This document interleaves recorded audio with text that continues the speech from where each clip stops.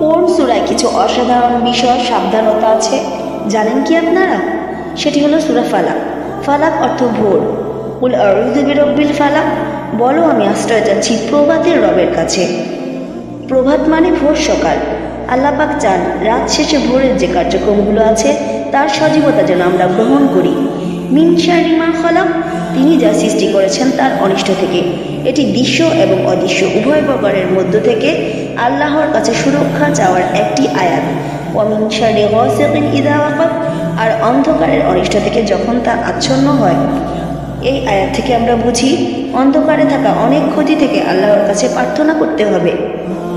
অমিন শাররিন নাফাসাতি ফিল উকাদ, আর গিটে ফু দানকারীদের অনিষ্ট থেকে। চতুর্থ আয়াত থেকে আমরা বুঝি আজকের বিশ্বে যদিও শারীরিক জাদুবিদ্যা অনেক অসাধারণ, তবুও এই আয়াতটি সব ধরনের হেরফেরমূলক আচরণের জন্য অত্যন্ত প্রযোজ্য। অমিন শাররি হাসিদিন ইদা হাসাদ, আর হিংসুকের অনিষ্ট থেকে যখন সে হিংসা করে।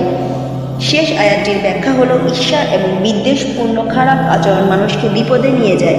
উপরের 5টি আয়াতের শিক্ষা হলো যা আল্লাহর উপর নির্ভরতা নেতিবাচকতার বিরুদ্ধে একটি ঢাল হিসাবে কাজ করে, তা মানুষের কাছ থেকে হোক বা অদৃশ্য শক্তি থেকে হোক।